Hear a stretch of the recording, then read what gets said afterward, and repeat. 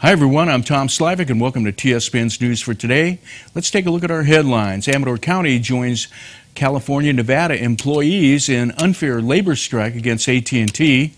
Sutter Creek finalizes its dog leash law as locals support a designated city dog park.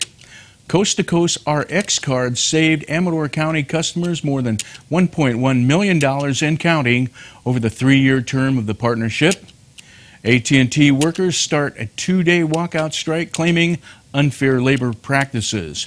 And in the second half of the news, I'll be speaking with Madeline Voss, Outreach Coordinator for the Amador Community College Foundation. Stay with us. We'll have these stories when I return from the other side of the break.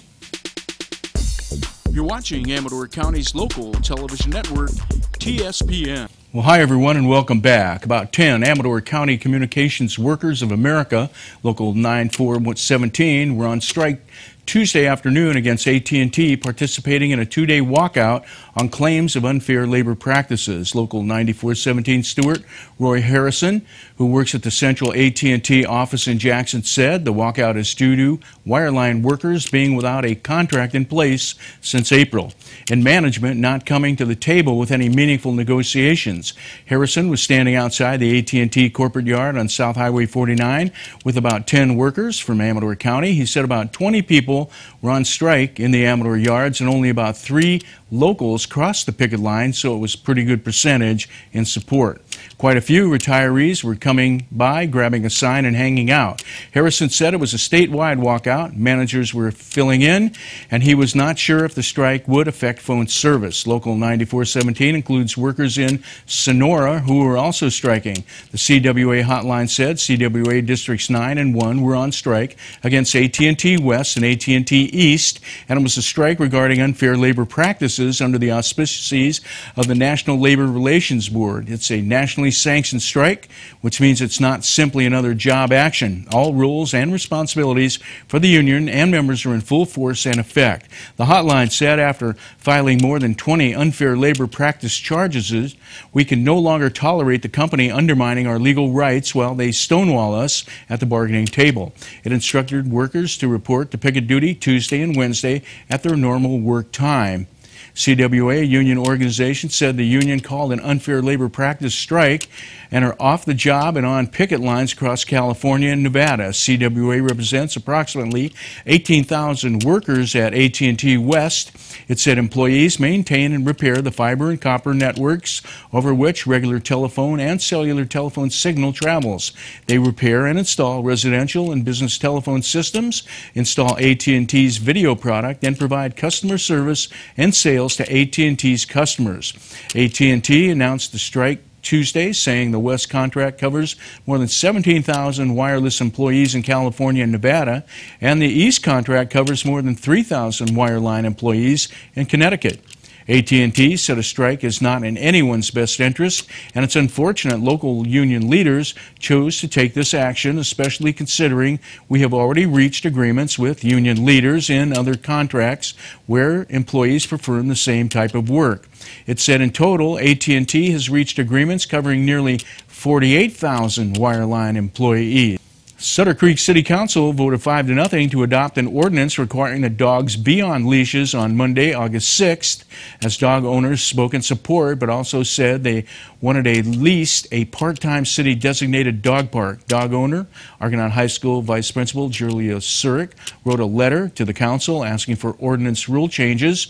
Sutter suggested an alternative to completely closing Cribbs Field to dogs and their owners who were responsible for their pets, and requested the city set restricted times that dog owners can run their pets without a leash when the park is leased used by others, such as mornings and later evenings, and when the ball field is not scheduled for use. She asked the city to accept donations for animal waste bags from her and others, which could be available in more dog-frequented areas, and require that owners clean up after their pet when using public areas. Sirk said because of either laziness or lack of respect from a few dog owners, all will pay a consequence.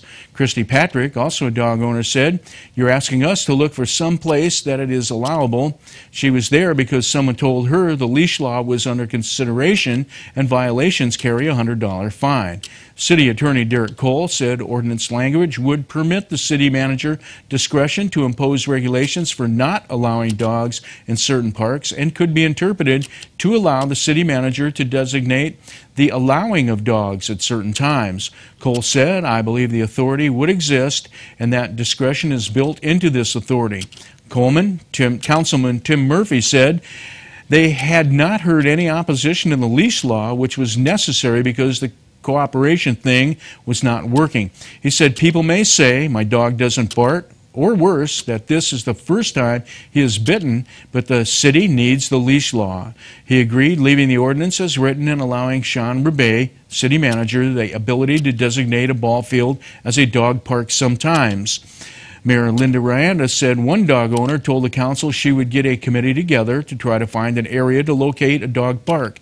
Councilman Jim Swift agreed with Murphy about the necessity, but wasn't sure about combined use. He said sharing with a senior might be okay, but in a baseball park, dogs might dig holes that trip kids, or they might land in excrement, and that would not be pleasant.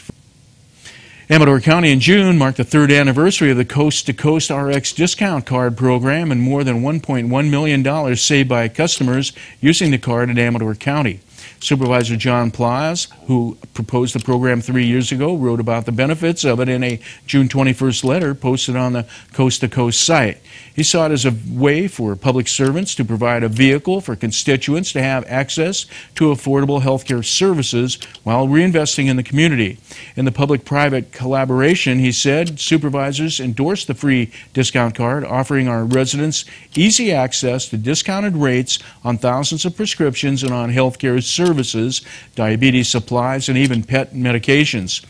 Consumers have been comparing costs using the card and have found themselves savings 10, 25, or even up to 75% sometimes. That's, we've been told, it can be the deciding factor in whether or not to fill a prescription. It is a win-win with no administrative costs or added responsibilities to county staff, and it also gives to public programs at a rate of $1.25 each time the card is used. Supervisors divide the funds to Amador Lifeline, in service of Amador Tuolumne Community Action Agency, and Meals on Wheels. In 2011, Amador Lifeline received $10,273 from royalties, helping to continue providing 225 seniors with an advanced alert button that contacts emergency services while allowing the clients to remain living safely in their own homes. Plass said Virginia Manor, executive director of Amador Lifeline, has increased the availability and use of the card, going above and beyond to connect with local agencies and venues to provide the cards. Even to those working to get the card to the community continue to discover that it can benefit us. Personally, Plass said, a coordinator at Amador Lifeline, instrumental in distributing the card in the last 3 years, finally decided to look at the discounts of the Coast to Coast RX program. When her prescription rose to $130 and wasn't covered by insurance, she got a Coast to Coast RX card estimate and was pleasantly surprised to find her discount cost would be $28. Coast to Coast RX is endorsed by the California State Association of Counties and 25 California. About 20 workers in Amador County joined a 2-day picket line on a strike against AT&T telephone beginning Tuesday, August 7th. Members of the Communication Workers of America, Local 9417, were part of the strike by CWA District 9, whose Vice President Jim Whitcamp said contract negotiations are never easy, but when AT&T violates the law repeatedly and processes work can't work, given the AT&T's record profits, tax breaks, and jaw-dropping executive compensation, there's no reason for them to insist on lowering the standard of living of a single worker. The union posting at cwaunion.org said, in months of contract negotiations, AT&T has demanded major concessions from workers on health care, job security, scheduling sick leave, disability, and pensions. Members have been working under an expired contract since April 8th.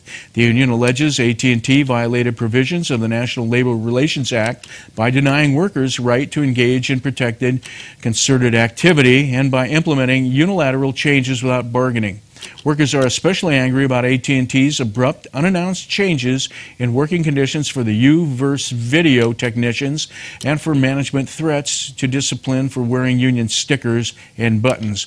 Union members were quick to protest, staging a series of concerted actions, escalating to today's general labor practice strike. And AT&T in release said, these employees are very well compensated and they will continue to be. AT&T is not proposing to reduce the wages of any employee in these contracts or to take away benefits. The corporation said its goal through these negotiations has been to preserve high-quality, middle-class careers with wages and benefits, care benefits that are among the best in the country. And AT&T places a priority on consumer service. AT&T has been planning for more than 2 years to handle a work stoppage like this and has a substantial contingency workforce of well-trained managers and vendors in place. The union posting said AT&T is the largest and most profitable company in the communications industry. It's 12th biggest company in America. In 2010, AT&T recorded profits of $19.86 billion on revenues of $1.24 billion and made $20 billion in profits last year. CWA said 4,500 workers in the East were also striking Tuesday and also working under an expired contract. It said the union has filed dozens of unfair labor practice charges with the National Labor Relations Board over AT&T's conduct that violates federal labor laws, and the board has issued a complaint against AT&T in response to 2 of the charges and is reviewing several others. The posting said frustration over AT&T's repeated violations of workers' rights has prompted today's unfair labor practice strike. Stay with us. We'll be right back with our interview after this break. You're watching Amador County's #1 news and sports leader, TSPN.